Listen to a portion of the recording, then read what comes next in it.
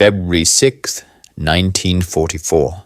The humidity in the Arakan jungle is so thick it feels like a physical weight against the lungs. Deep within the Ngakyedauk Pass, miles behind the active firing line, a 19-year-old private is not cleaning a rifle, but scrubbing a vat of congealed rice.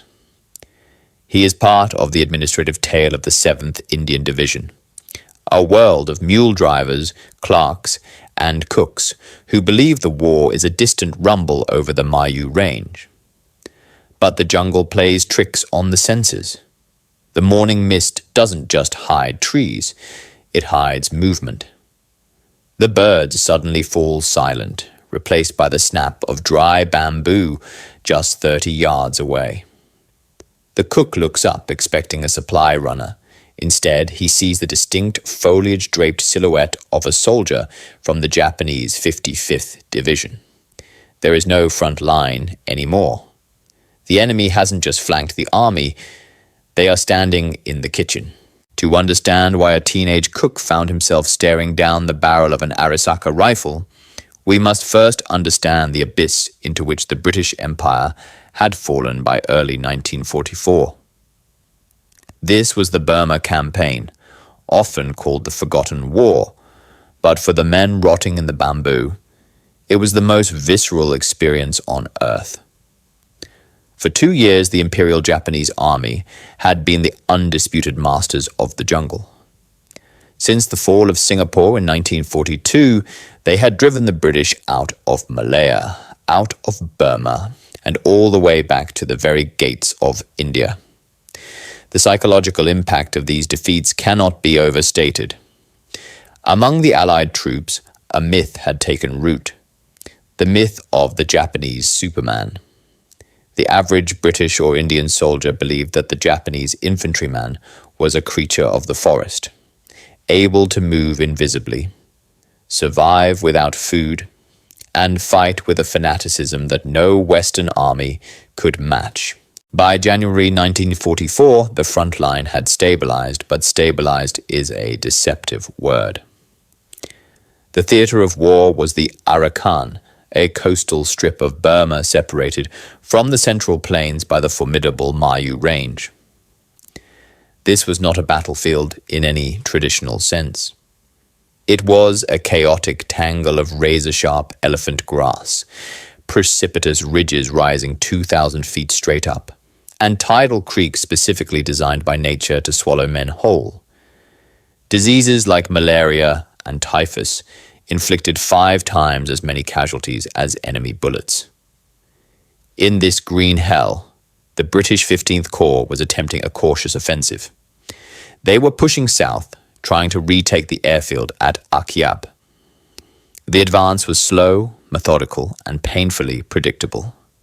The British fought a road-bound war. They needed trucks, mules, and massive logistical trains to move artillery and rations. They captured territory mile by bloody mile, tethered to their supply lines like divers attached to an air hose. Spearheading this advance was the 7th Indian Division, commanded by Major General Frank Messervy. By the first week of February, they had established themselves in the Kaladan Valley, on the eastern side of the Mayu Range. To keep them fed and armed, the engineers had cut a fragile dirt track through the Ngakyedauk Pass.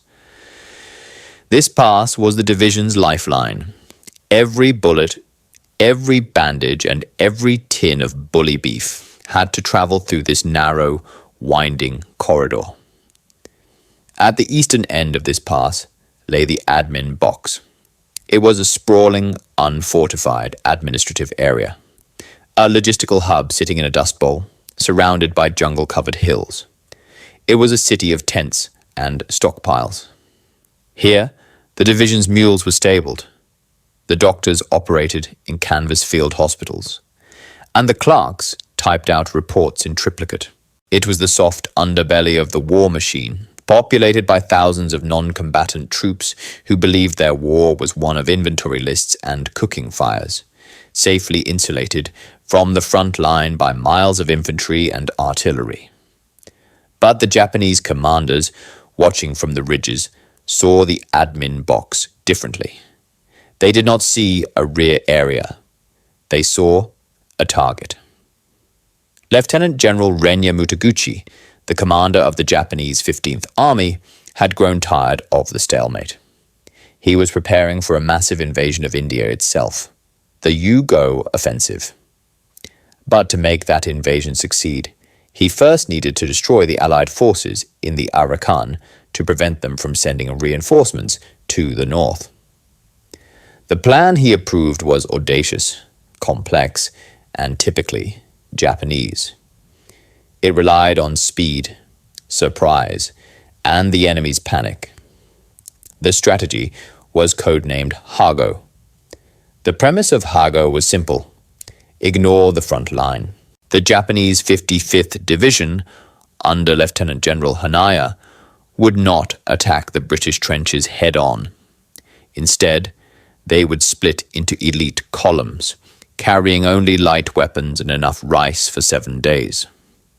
They would vanish into the jungle, moving through terrain the British considered impassable, and emerge deep in the Allied rear. The objective was not to take ground, but to sever the air hose. They would cut the Ngakyedauk Pass, isolate the 7th Indian Division from its supplies, and then turn inward to slaughter the trapped defenders. The Japanese plan hinged on one critical assumption: that once the British realized they were cut off, they would panic and retreat, just as they had done in 1942 and 1943. As February began, the British radar screens and reconnaissance patrols reported nothing unusual. The jungle canopy was thick, effectively masking the movement of 8,000 Japanese soldiers who were quietly filtering through the gaps in the British lines.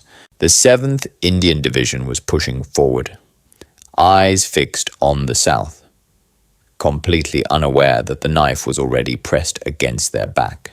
The stage was set for one of the most desperate sieges of the Second World War, centered not on a fortress of concrete and steel, but on a dusty patch of ground guarded by men who had never fired a shot in anger. The instrument chosen to execute this lethal bypass was the Tanahashi Force, named after its commander, Colonel Tanahashi. He was a hard-bitten veteran who embodied the aggressive spirit of the Imperial Army. His column consisted of the 112th Infantry Regiment, supported by engineers and mountain artillery. Their orders were brutal in their simplicity: move fast, strike hard, and do not stop for anything. To achieve the necessary speed, Tanahashi stripped his men down to the bare essentials. They abandoned their heavy tents, their spare uniforms, and most of their medical supplies. Crucially, they carried no long-term food stocks. The Japanese logistics plan was built on a gamble of breathtaking arrogance. They believed that the British defenses would collapse so quickly that the Japanese troops could simply feast on captured supplies. In the officer messes of the 55th Division, they joked about Churchill's rations. They weren't bringing supply trucks because the 7th Indian Division was unknowingly bringing the supplies for them. This made the admin box more than just a tactical objective. It was a biological necessity. If Tanahashi failed to capture the British stockpiles within 10 days, his army would starve. The Japanese were not just fighting for victory. They were fighting for their next meal. While Tanahashi's men were hacking their way through the bamboo, a fundamental shift was occurring in the British High Command. Lieutenant General William Slim, the commander of the 14th Army, had spent months analyzing the failures of the past. He was a man with a chin like a shovel and a mind that understood the jungle better than any Whitehall bureaucrat. Slim realized that the standard British reaction to being outflanked, which was to retreat, was exactly what the Japanese wanted. Retreating in the jungle turned organized units into panicked mobs, easy prey for ambushes. Slim introduced a new radical doctrine. If a unit was cut off, it was forbidden to retreat. Instead, it was to form a tight defensive perimeter, a box, and hold its ground. The jungle, Slim argued, was not a barrier to aircraft. If the ground lines were cut, the Royal Air Force and the U.S. Army Air Forces would supply them from the sky. The beleaguered troops would become the anvil, and the reserve divisions would be the hammer, smashing the Japanese against the very trap they had set. But doctrine is just paper until it is tested in blood. As the sun set on February 5th, 1944, the theory was about to meet reality. The Tanahashi force had successfully navigated the impossible terrain. They had slipped past the forward combat units of the 7th Indian Division completely undetected. They were now deep in the rear, positioning themselves on the hills overlooking the Ngakyedauk Pass. Below them lay the admin box. It was a scene of industrial tranquility. Mules were being fed. Doctors were changing shifts at the main dressing station. And in the supply depots, quartermasters were counting thousands of tons of ammunition, petrol, and rations. There were no trenches dug, no barbed wire strung, and no heavy machine guns positioned for a 360-degree defense. The prevailing wisdom was that they were miles from the war. The trap was not just set. The jaws were already closing. The Japanese soldiers, hungry and exhausted, but fueled by adrenaline, checked their bolts and fixed their bayonets. They looked down at the soft glow of the lanterns in the valley below, ready to claim Churchill's rations. To understand the ferocity of the battle that was about to unfold, we must look at the two distinct groups of men colliding in the dark. On paper, this was a mismatch of catastrophic proportions. Inside the admin box, the population was a microcosm of the British Empire, but it was not a population built for war. Of the 8,000 men trapped within the perimeter, the vast majority were logistical tail. There were mule companies from the Royal Indian Army Service Corps, tasked with feeding and grooming the hundreds of animals used for transport. There were mechanics from the Indian Electrical and Mechanical Engineers, whose war consisted of greasing axles and changing spark plugs. There were signalmen, storekeepers, orderlies, and, of course, the cooks. These men were not infantry. Most had completed basic training years prior and had fired perhaps 50 rounds on a rifle range before being assigned to their trade. They carried Lee Enfield rifles, but often the bolts were dry, and the ammunition was stored in crates rather than in pouches. Their mindset was one of support, not aggression. They were the ones who watched the infantry march out and waited for them to return.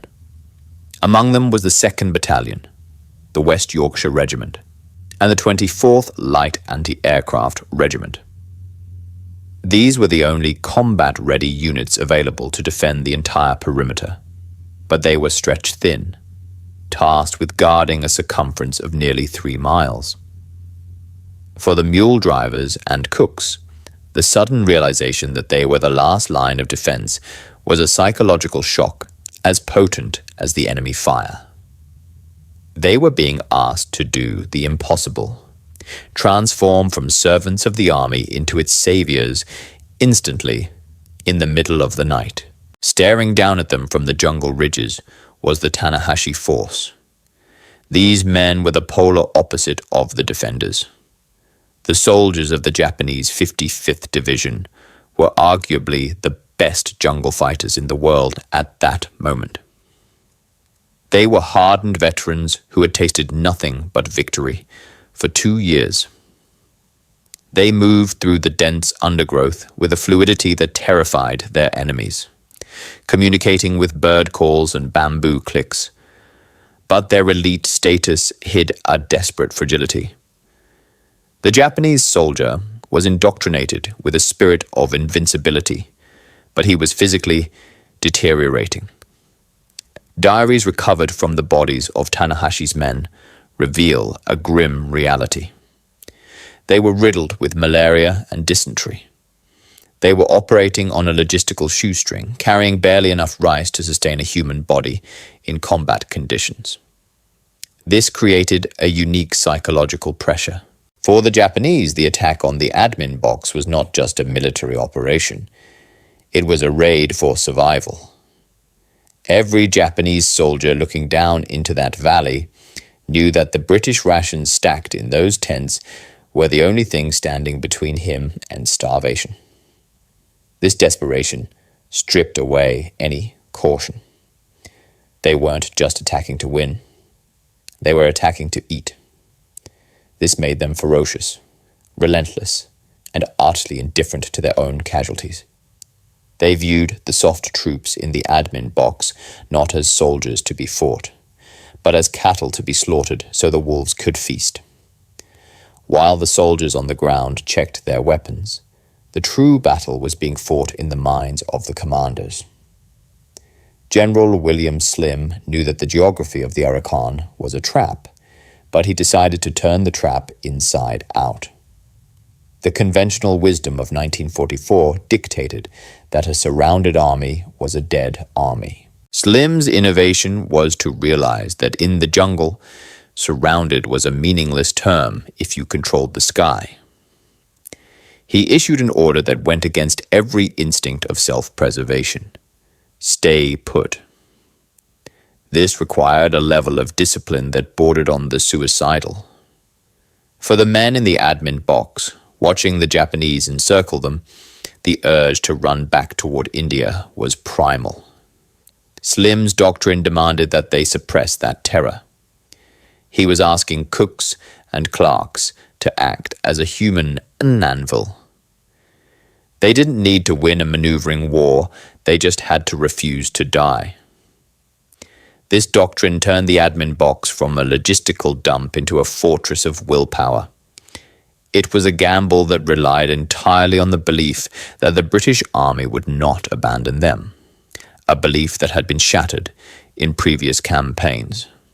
The survival of the admin box hinged on a technological marvel that was just coming into its own. The Douglas C-47 Dakota. The plan relied on the Royal Air Force and the U.S. Army Air Forces to deliver 100% of the garrison's needs by parachute.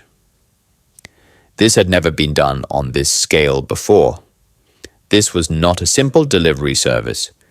It was a complex aerial ballet flown into a valley of death. The pilots had to fly low, slow, and straight into a bowl surrounded by Japanese mountain guns, navigating through the treacherous currents of the Mayu Range.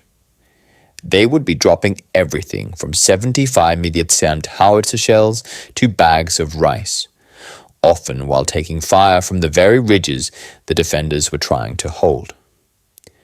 For the troops on the ground, the roar of the Dakota engines became the heartbeat of the defense. If the planes stopped, the box died. The stage was now perfectly set. The Japanese were rushing in, convinced they were about to overrun a panicked rabble. The defenders were digging in, terrified but tethered to the spot by a new doctrine. The air crews were warming up their engines on distant airfields. On the morning of February 6th, the silence of the Arakan was shattered not by a bugle, but by the screams of men waking up to find the enemy already inside the wire. The theoretical box was about to become a very real slaughterhouse. The battle began with a whisper, not a roar. Under the cover of a dense pre-dawn mist on February 6th, the Japanese infiltrators slipped past the outer sentries.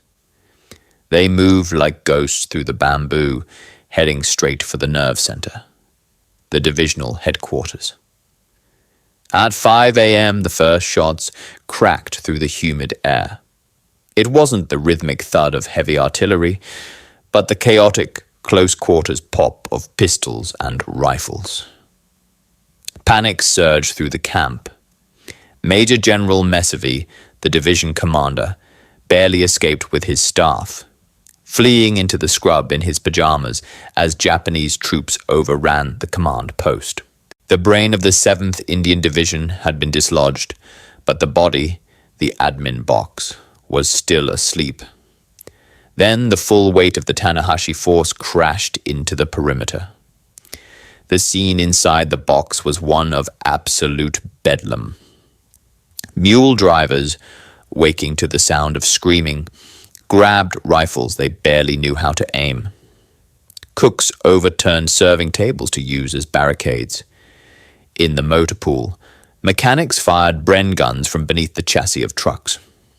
There was no distinct front line. The enemy was everywhere, emerging from the mist, lobbing grenades into tents, and charging with bayonets fixed. The turning point of the initial assault, and the moment that defined the savage nature of this battle, occurred at the main dressing station. The hospital was clearly marked with Red Cross flags. In the European theater, these were usually respected. In the Arakan, they were just targets. Japanese troops stormed the medical tents. What followed was a massacre that stiffened the resolve of every man in the box. Doctors were bayoneted while tending to the wounded. Patients, unable to move from their stretchers, were shot where they lay. The Japanese, desperate for supplies, tore through the medical stores, ignoring the slaughter they left behind. News of the hospital massacre spread like wildfire across the perimeter. The effect was instantaneous. Any thought of surrender evaporated. The cooks, clerks, and orderlies realized that this was a war of extermination. If the Japanese broke through, there would be no prisoner of war camps. There would only be the bayonet. The soft troops hardened instantly. A strange improvised army began to fight back. In one sector, a group of muleteers held off a Japanese infantry charge with nothing but bolt-action rifles and Molotov cocktails made from petrol tins. In another, a solitary tank, an M3 Lee, roared to life, its commander blasting canister shot into the bamboo at point-blank range, turning the foliage into a shredder. By the evening of February 7th, the initial Japanese blitz had failed to overrun the box. The chaos had coalesced into a grim, tight perimeter. The defenders were cut off, surrounded, and outnumbered, but they were digging in. The Tanahashi force had expected a rout. Instead, they had kicked a hornet's nest. For 20 days, the admin box becomes the center of the world for the men trapped inside. The sun rises on a landscape that looks less like a jungle and more like the surface of the moon, cratered by mortars and stripped of vegetation. The siege settles into a gruesome rhythm. By day, the heat is suffocating. Snipers pick off anyone foolish enough to leave their foxhole. But by night, the jungle comes alive. The Japanese launch wave after wave of banzai charges, suicidal frontal assaults meant to break the defenders' will.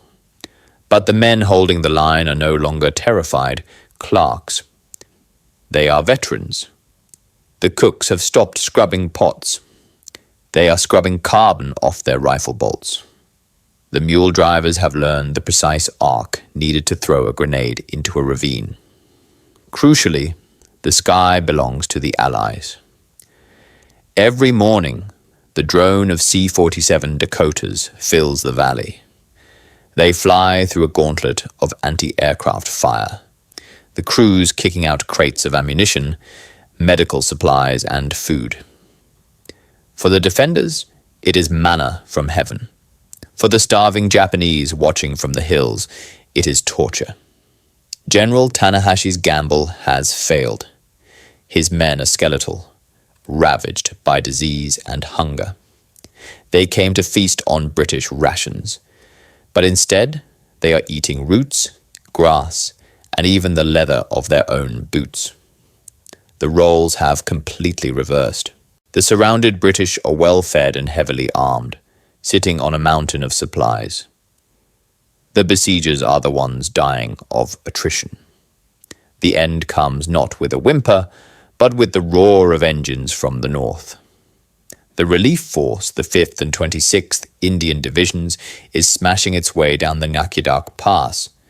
They are the hammer swinging down to meet the anvil of the admin box. On February 24th, the 1st Sherman and Lee tanks of the relief column break through the Japanese roadblocks. The sight of the heavy armor rolling into the dust bowl of the admin box signals the end. The Japanese 55th Division, once the pride of the Imperial Army, shatters.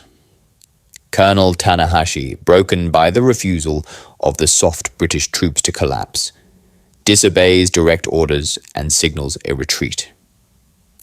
The hunters flee into the jungle, leaving thousands of their dead rotting in the bamboo.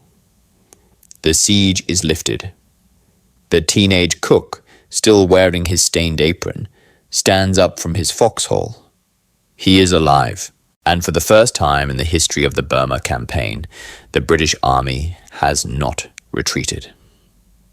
They have stood, they have fought, and they have won. As the dust settled over the Ngakyedauk Pass, the true scale of the carnage became visible. The jungle, usually efficient at hiding the dead, could not conceal the cost of the admin box. The valley floor was littered with the bloating corpses of the Japanese 55th Division. The butcher's bill was staggering. Of the 8,000 Japanese soldiers who had marched into the Arakan with the intent of conquering India, over 5,000 were dead or missing. The Tanahashi force had effectively ceased to exist as a fighting unit. But it wasn't just bullets that killed them. Hundreds of bodies were found gaunt, skeletal, clutching empty rice bowls, victims of their own logistical arrogance. They had starved to death within sight of the British supplies they had failed to capture. On the Allied side, the cost was heavy, over 3,500 casualties, but the psychological victory was worth 10 times that number. For the first time, British and Indian troops walked among the enemy dead and saw not supermen, but mortal men who had made fatal mistakes. The invincible mystique of the Imperial Japanese Army lay broken in the mud. A report from a West Yorkshire private captured the surreal nature of the victory. He noted that after weeks of surviving on adrenaline, the first thing the cooks and clerks did wasn't to celebrate, but to go back to work. The tea was brewed, the mules were watered, and the typewriters began clicking again. The men who had held the line with Bren guns and Molotov cocktails simply returned to being the logistical tail, but with a quiet, hardened confidence that would carry them all the way to Rangoon. The admin box had proven a bloody theorem. The Japanese could be stopped. If the troops stood firm, if the Air Force delivered, and if panic was strangled at birth, the jungle could be turned into a killing ground for the attacker. The strategic ripples of the admin box victory were felt far beyond the Arakan. This was the turning point of the entire war in Southeast Asia. For the first time, General William Slim had a blueprint for victory. The box strategy, standing firm and relying on air supply, had been vindicated in the most extreme conditions imaginable. This success had immediate catastrophic consequences for the Japanese war effort. The Hago offensive was supposed to be a quick distraction to draw British reserves away from the Central Front. Instead, it became a black hole that sucked in Japanese resources. By the time the survivors of the 55th Division limped back to their lines, they were a broken force. When the main Japanese invasion of India, the U-Go offensive, launched towards Imphal and Kohima just weeks later, the British 14th Army did not panic. They remembered the lesson of the admin box. They knew that being surrounded was not a death sentence, but an opportunity to kill the enemy in vast numbers. The cooks and clerks of the 7th Indian Division had taught the entire army how to hold the line. The Japanese High Command in Tokyo was forced to confront a terrifying new reality. Their blitzkrieg tactics, which had conquered half of Asia, were now obsolete. They could no longer rely on terror and infiltration to break the British lines. They were facing a modern, industrialized army that refused to play by the old rules. The road to the total destruction of the Japanese army in Burma began here, among the rice sacks and ammo crates of a logistical dump. War is often romanticized as a clash of warriors, men bred for battle meeting in the field of honor. But the Battle of the Admin Box reveals a grittier, more profound truth. In modern conflict, there is no such thing as a safe area. The line between the frontline soldier and the rear echelon support staff is an illusion drawn on a map, one that can be erased in a single night by a determined enemy. The story of the 7th Indian Division is not just a story of survival. It is a testament to the resilience of the ordinary man placed in extraordinary circumstances. The cooks, the clerks, the mule drivers, these were men who had been told their role was to serve, not to fight.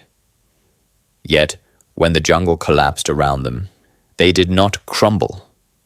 They proved that the will to survive is not the exclusive domain of the infantryman. They held the line not for glory, but for each other, transforming their mundane tools of trade into weapons of war. There is also a tragic irony etched into the hills of the Ngakyedauk Pass. The Japanese 55th Division, perhaps the finest jungle fighters of their generation, were defeated not by superior tactics, but by their own arrogance. They believed that spirit alone could overcome logistics. They died starving in a land of plenty, defeated by the very supplies they had come to steal. Today, the admin box is quiet. The jungle has reclaimed the foxholes and the bomb craters. The rust has eaten away the frames of the burnt-out trucks and the empty bully beef tins. But the legacy of what happened here remains. It was the moment the forgotten army remembered how to win.